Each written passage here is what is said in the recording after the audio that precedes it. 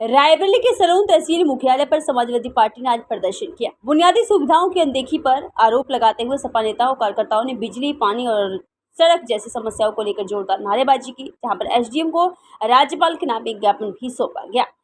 सपा जिला अध्यक्ष वीरेंद्र यादव ने सरकार और पुलिस प्रशासन पर गंभीर आरोप लगाए। उन्होंने कहा कि जनता मूलभूत जरूरतों के लिए तरस रही, लेकिन प्रशासन आंख बंद करके बैठा हुआ। प्रदर्शन के दौरान किसानों की समस्याओं को भी प्रमुखता से उठाएगी। जिलाधिकारी चंद्र प्रकाश ने ज्ञापन लेने के बाद भरोसा दिलाया कि समस्या का समाधान जल्द से जल्द किया जाएगा। फिलहाल सलोन तहसील मुख्यालय पर हुआ यह सपा का प्रदर्शन इलाके में चर्चा का विषय बना हुआ है। आज धरना प्रदर्शन और ज्ञापन दिया गया ठीक है, एकदम परेशान मुख्यालय पर क्या मुद्दे थे और क्या मामले थे? देखिए, इसमें किसानों की समस्याएं हैं, जैसे ड्रेनों की सफाई न होने के कारण तमाम हजारों बीघे जमीन, धान की फसल जलमग्न हो गई है, चौपट हो गई है, पानी का भराव है, सीपेज है और नालों की सफाई कई वर्षों से नहीं हुई।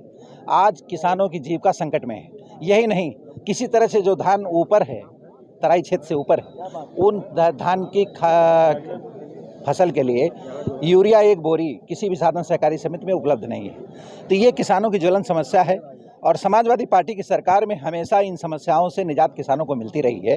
कभी भी खाद के लिए लाइन नहीं लगानी पड़ी, कभी नाले और नहरों में पानी की कमी नहीं रही, नालों की सफाई लगातार होती रही। आज हम किसानों की समस्याएं हैं जिनमें हम सब, आप सब लोग हैं, इन समस्याओं को लेकर के आज एसडीएम के पास हम किसानों की समस्याओं को लेकर के आए थे।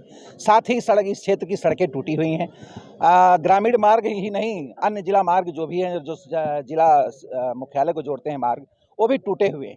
यही नहीं, आवारा पशुओं से आए दिन एक तो टूटी सड़कें हैं, दूसरे आवारा पशु हैं, वो फसल तो चौपट ही कर रहे हैं, साथ ही राहगीरों को भी चौपट कर रहे हैं और आए दिन दुर्घटनाएं हो रही हैं।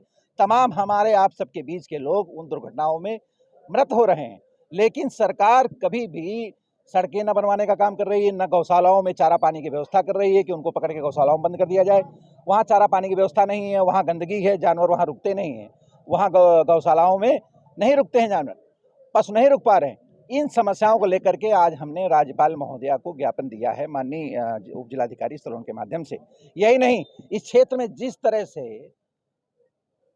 अपराधों की पराकाष्ठा है, जिस तरह से पिछवरिया कांड में अर्जुन पासी ने अपनी मजदूरी मांगने के नाम पर उसे हत्या मिली, उसे मार दिया गया।